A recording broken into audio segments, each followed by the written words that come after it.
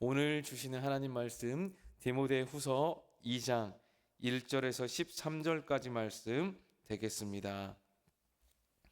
디모데후서 2장 1절에서 13절의 말씀입니다. 내 아들아, 그러므로 너는 그리스도 예수 안에 있는 은혜 가운데에서 강하고 또 내가 청천된 사람들에게 부탁하라. 저희가 또 다른 사람들을 가르칠 수 있으리라. 너는 그리스도 예수의 좋은 병사로 나와 함께 고난을 받으라. 군사로 다니는 자는 자기 생활에 얽매이는 있는 자가 하나도 없나니 이는 군사로 모집한 자를 기쁘게 하려 함이라. 경기하는 자가 법대로 경기하지 아니하면 승리자의 관을 얻지 못할 것이며 추구하는 농부가 곡식을 먼저 받는 것이 마땅하니라. 내가 말하는 것을 생각해 보라. 주께서 범사에 내게 총명을 주시리라. 나의 복음과 같이 다윗의 씨로 죽은 자 가운데서 다시 살으신 예수 그리스도를 기억하라. 복음으로 말미암아 내가 죄인과 같이 매이는 데까지 고난을 받았으나 하나님의 말씀은 매이지 아니하리라. 그러므로 내가 택하신 자를 위하여 모든 것을 참음은 저희로도 그리스도 예수 안에 있는 구원을 영원한 영광과 함께 얻게 하려 함이로다. 미쁘다 이 말이여, 우리가 주와 함께 죽었으면 또한 함께 살 것이요 참으면 또한 함께 왕노릇 할 것이요 우리가 주를 부인하면 주도 우리를 부인하실 것이라. 우리는 미쁨이 없을지라도 주는 항상 미쁘시니 자기를 부인하실 수 없으시리라. 아멘. 할렐루야. 오늘 귀한 이 아침 가운데에도 하나님께서 우리의 눈과 귀와 영혼을 열어주시기를 축복합니다. 우리 앞서서 디모데후서 1장 말미에 바울은 자신을 버린 사람들과 또 자신에게 긍휼을 베풀어줬던 사람을 언급합니다. 부겔로와 허모게네, 이 두 사람은 바울과 함께 복음을 위해서 삶을 걸고 걸어갔지만은 말미에는 바울과 그 복음을 저버렸습니다. 바울은 이렇게 사람들에게 버려지고 로마의 차디찬 감옥에 갇혔는데 그때 바울의 심정은 무거웠을 것입니다. 그런데 그런 바울에게 오네시브로라고 하는 사람은 큰 힘이 되었습니다. 바울을 찾아와서 관심과 격려를 아끼지 않았습니다. 그래서 이런 믿음의 사람, 충성된 사람이 있기에 하나님의 역사는 여전히 이루어져 가고 있음을 우리는 알 수 있습니다. 바울은 이런 사람들에 대해서 이제 언급하면서 2장에서 이제 오네시브로와 같은 믿음의 사람들을 가르치고 세울 것을 권면하고 있습니다. 그래서 사람을 세우는 일에 앞서 사람에게 복음을 가르치고 증거한 일에 앞서서 먼저 디모데가 붙잡아야 될 것을 1절에서 말씀해 주고 있습니다. 바로 그것은 은혜입니다. 우리 2장 1절 같이 읽어보겠습니다. 내 아들아, 그러므로 너는 그리스도 예수 안에 있는 은혜 가운데에서 강하고. 아멘. 여러분, 은혜 가운데 강할 것을 디모데에게 이야기하고 있습니다. 그런데 어디 안에 있는 은혜입니까? 그리스도 예수 안에 있는 은혜입니다. 그리스도 예수 안에 있는 은혜가 우리를 강하게 해줍니다. 여러분, 성도가 약한 것은 성도를 약하게 하는 어떤 삶의 상황이나 문제는 별다른 게 아닙니다. 진짜 우리가 성도를 약하게 하는 것은 은혜가 없음입니다. 은혜가 없을 때에는 우리의 삶이 팍팍해지고 내가 생각하는 것, 나의 마음이나 어떤 삶의 어떤 여유들이 사라지게 되고 우리가 쫓겨다니는 삶을 살게 됩니다. 그래서 우리는 그리스도 예수 안에 있는 은혜 가운데 강건해져야 됩니다. 우리가 마치 육체가 건강한 사람, 오장육부가 튼튼한 사람은 어떤 바이러스가 오더라도 그 바이러스를 이겨낼 수 있습니다. 마찬가지로 예수 그리스도 안에 있는 참된 은혜로 세워진 사람은 모든 문제와 어려움들을 헤쳐나갈 수 있습니다. 그런데 예수 그리스도의 은혜처럼 보이는 그 은혜처럼 나를 채워진 것 같은 다른 것들로 채워진다면은 우리가 모든 것을 견뎌내고 이겨낼 수 있을 것처럼 여겼지만은 정작 어려움이 닥쳤을 때, 문제가 닥쳤을 때 우리는 그 가운데 주저앉고 우리는 무너지게 됩니다. 그래서 우리는 항상 살펴보고 돌이켜야 됩니다. 내가 진짜 진정 복음 안에 있는지, 어떤 어려움과 시련이 닥쳤을 때 우리가 쉽게 신앙의 삶을 포기하고 우리가 내려놓고 우리가 흔들린다면은 우리가 진짜 그리스도 예수 안에 있는 은혜 가운데에서 그 은혜를 힘입어서 살아가고 있는 것인지 그렇지 않은 것인지 우리는 우리의 삶을 진단해야 됩니다. 그래서 바울은 디모데에게 이 은혜로 충만한 가운데 다른 사람들을 세울 것을 말합니다. 2장 2절 읽어보겠습니다. 또 내가 많은 증인 앞에서 내게 들은 바를 충성된 사람들에게 부탁하라. 그들이 또 다른 사람들을 가르칠 수 있으리라. 아멘. 여러분, 이 복음은 먼저 무엇입니까? 바울이 주장하는 그 주장의 복음만은 아닙니다. 많은 사람들의 증인이 있었다. 많은 증인들에 의해서 확증된 진리입니다. 그래서 디모데는 그 복음을 충성된 사람들에게 전수하여서 그들이 또 다른 사람들에게 가르칠 수 있도록 해야 할 것을 말하고 있습니다. 특별히 여기서 충성된 사람들에게 부탁하다라고 할 때 이 충성되다라는 어떤 원어의 의미에는 믿는다라고 하는 의미도 동일하게 있습니다. 그러니까 믿는다, 충성되다, 신실하다 이런 의미로 동일하게 번역될 수 있는 건데, 그러니까 믿음이 있는 자는 어떤 자냐? 충성된 자라는 거죠. 충성된 자가 참된 믿음이 있는 자라고 우리에게 말씀해주고 있습니다. 그래서 신실하게 따르는 자, 그 충성된 자, 믿음이 있는 자에게 복음을 제대로 전하고 또 그 전수받은 그 복음을 또 다른 사람에게 가르치게 하라. 여러분, 이게 말씀해 주는 게 무엇입니까? 복음은 고여 있는 것이 아니라 흘러가야 한다라는 겁니다. 복음과 말씀은 흐르고 가치가 있을 때 의미가 있습니다. 복음이 우리에게 그 어떤 것과도 바꿀 수 없는 복음이라고 말하지만은 그 보물, 그 보석이기에 꼭꼭 숨겨놓는 게 아니라 그 유일한 복음과 진리 되신 예수 그리스도를 전하게 하라. 그것이 흐를 때 가치가 있고 의미가 있다라고 우리에게 말씀해 주고 있습니다. 이것이 바로 하나님께서 원하는 바죠. 모든 영혼들이, 심지어 악인들까지도 망하지 않고 그들이 구원 얻기를 바라시는 것이 하나님의 마음이시고 또 하나님의 사랑 가득한 열정입니다. 그래서 이 복음을 흐르게 할 때 사람을 통해서 흘러가야 하고 또 믿음과 신앙이 계승되어야 함을 분명하게 우리에게 말씀해 주고 있습니다. 이어서 바울은 이렇게 이 복음을 위해서 살아가는 사람들을 세 가지로 비유하고 있습니다. 먼저는 그리스도 예수의 좋은 병사입니다. 우리 3절과 4절 함께 읽겠습니다. 너는 그리스도 예수의 좋은 병사로 나와 함께 고난을 받으라.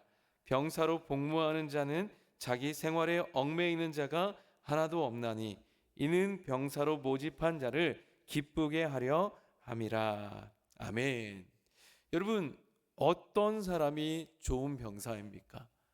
전쟁에서 전투를 잘하는 자가 좋은 병사입니까? 아닙니다. 오늘 지금 사도 바울이 말하는 좋은 병사는 자기 생활에 얽매이지 않은 충성된 자, 자기를 모집한 자를 기쁘게 하는 그런 자에게 충성된 자가 좋은 자라고 이야기하고 있습니다. 자기의 생활에 충성된 것이 아니라 모집한 지휘관과 나라를 위해 자신의 삶을 드리는 자가 좋은 병사입니다. 당시 로마는 징집제가 아니라 모병제였습니다. 그렇기 때문에 군인이 된다라는 것 자체, 군인이 되었다라는 것은 자기 스스로가 결단하고 결정하고 그렇게 나라와 또 지휘관을 위해서, 나라를 위해서 일한다는 것이죠. 자기 일이랄지 세상의 일에 대한 마음은 뒤로 하고 간다라는 것이었습니다. 그래서 언제든지 군에서 긴급 소집이 떨어지게 되면 아무리 큰 일이 있다 하더라도 가야 합니다. 이것이 그렇게 그 가야 할 때 가는 것이 좋은 병사라는 거죠. 그리고 또한 고난을 기꺼이 받으려는 자세가 있어야 하는 것이 좋은 병사입니다. 고난의 터널을 지날 때는 고통스럽지만은 고난은 결국 우리의 믿음을 강하게 해줍니다. 역시 좋은 병사 역시 끊임없이 자기 자신을 극한의 상황 가운데 놓이게 했을 때 군인으로서의 어떤 자질이 더욱더 자질다워지고 생기게 되는 것처럼 우리 역시 불로 연단한 금처럼 계속해서 우리가 그 고난을 두려워하지 않고 기꺼이 받으려고 할 때 우리가 불로 연단한 금처럼 거룩하고 순결해지게 되는 거고, 그렇게 우리가 삶을 살아가게 될 때 결국 우리는 주님의 영광 가운데 함께 참여하게 되는 역사가 일어나게 됩니다. 그리고 또한 바울은 경기하는 자와 농부로 비유하고 있습니다. 경기하는 자는 그 경기의 규칙대로 경기를 해야 됩니다. 어떠한 운동이든지 규칙을 어기면 그 규칙을 어겨서 승리를 얻었다 할지라도 그것이 무효가 됩니다. 복음을 전할 때도 마찬가지입니다. 우리가 하나님 말씀을 왜곡하거나 변형하지 않고 진리를 선포해야 됩니다. 또한 수고하는 농부에 대해서 이야기하고 있는데, 수고하는 농부가 곡식을 먼저 받는 것이 마땅하다라고 말씀합니다. 곡식을 먼저 받다라는 것은 어떤 많이 받다라는 게 아니죠. 우선순위의 의미가 있습니다. 열심히 일하는 사람은 그에 따라서 수확물을 먼저 거둬야 되는 것이 마땅합니다. 새벽에 일어나서 씨를 뿌리고 땅을 갈고 또 잡초를 뽑고 거름을 두는 사람은 분명히 자기가 수고한 만큼 그 일이 빨리 마치게 되고 또 맞춰진 것에 대한 수확물을 먼저 얻게 될 것입니다. 하지만 그렇지 않은 사람, 늦게 자고 늦게 일어나고 때를 놓치게 되고 하는 사람들은 수확물을 늦게 거둘 뿐만 아니라 더러는 아예 제대로 된 건강한 신선한 수확물을 얻지 못하게 될 수도 있습니다. 그것처럼 우리가 열심히 수고하는 농부처럼 복음을 위해서 먼저 일한 사람은 먼저 그 수확물을 얻게 될 것이니 그 복음을 위해서 힘을 내라고 말씀하고 있습니다. 바울은 자신이 말한 이 내용을 이제 곰곰이 디모데에게 생각해 볼 것을 7절에서 말씀합니다. 7절을 보시면 내가 말하는 것을 생각해 보라. 주께서 범사에 내게 총명을 주시리라. 여러분, 말하는 것을 생각해 볼 때 주님께서 총명과 지혜를 주시겠다. 여러분, 이게 의미하는 게 무엇입니까? 여러분, 말씀 앞에 씨름할 때 하나님께서 우리를 지혜를 주시고 깨닫게 하신다라는 거죠. 그리고 또한 죽은 자 가운데에서 부활하신 예수 그리스도를 기억할 것을 권면합니다. 십자가는 죽음의 길이지만 오히려 영원한 생명을 얻는 길이라는 것을 기억할 때 디모데 역시 두려워하지 않고 담대하게 복음을 전할 수 있을 것을 말하고 권면하고 있는 거죠. 지금 바울은 옥에 갇혔지만 옥에 갇힌 자기가 갇혔다라고 해서 복음까지 갇힌 것은 아니다. 나는 갇혔지만 여전히 복음은 매이지 않고 하나님의 말씀은 매이지 않고 또 다른 사람들을 통하여서 그 복음은 온 세상 끝까지 전파될 것을 이야기하고 있습니다. 우리 10절 함께 읽어보겠습니다.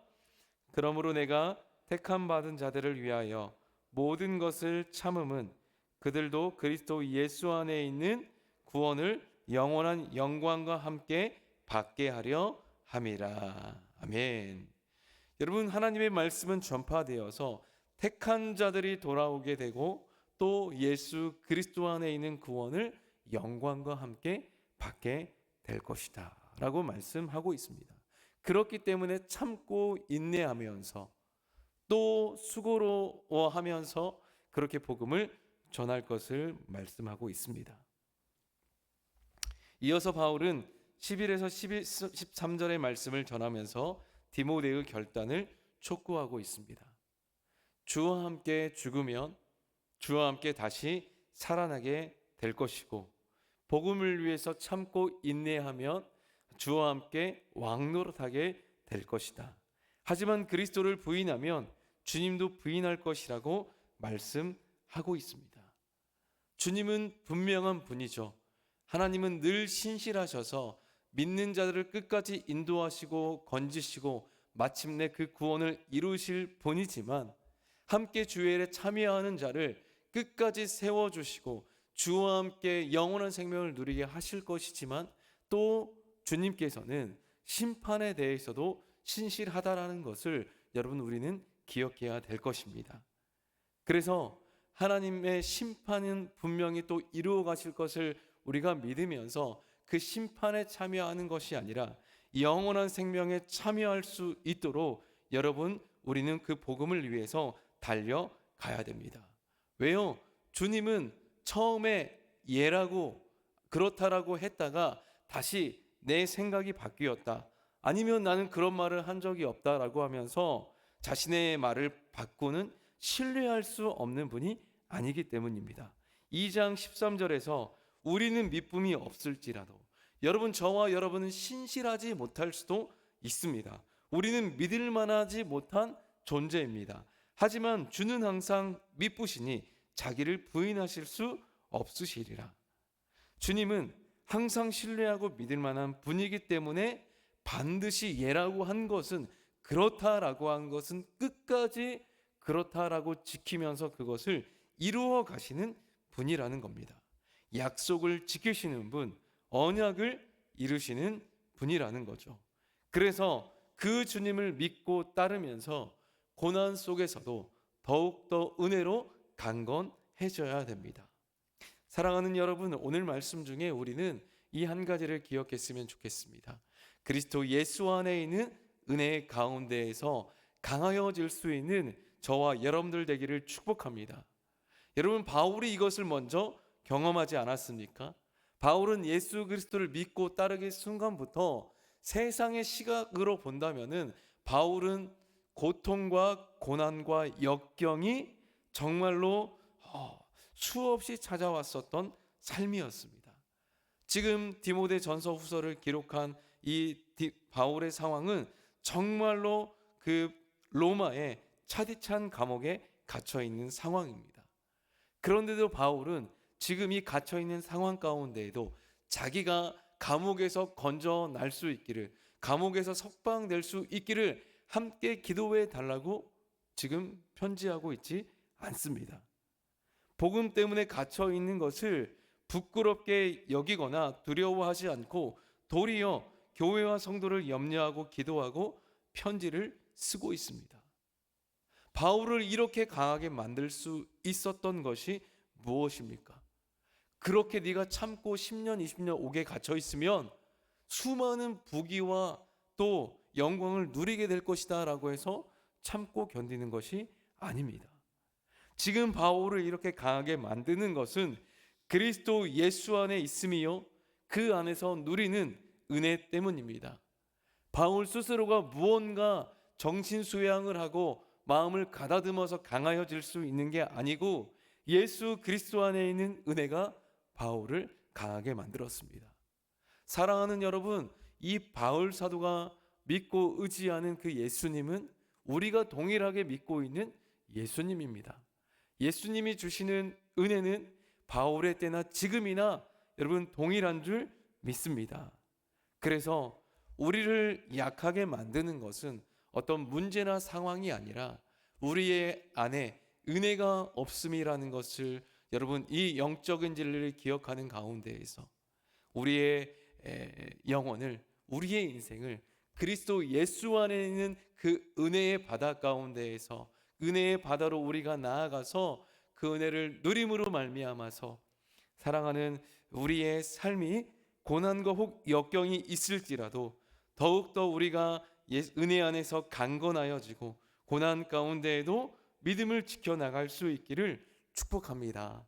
하나님께서 우리에게 주시는 은혜로 복음을 온전히 전하는 또 복음의 통로가 되어서 여러분 그리스도 예수와 함께 살게 되고 그리스도 예수와 함께 하나님의 영광에 참여할 수 있게 되는 우리 모든 성도님들 될 수 있기를 예수님의 이름으로 간절히 소망합니다. 아멘. 사랑과 은혜의 하나님, 오늘도 말씀을 주신 것 감사합니다.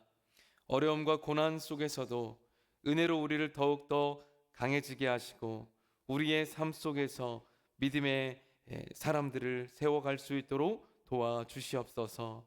병사와 같이, 경계하는 자와 같이, 수고하는 농부와 같이 우리를 충성되게 살아갈 수 있도록 인도해 주시고 주님의 말씀을 온전히 전할 수 있도록 우리를 인도하여 주시옵소서.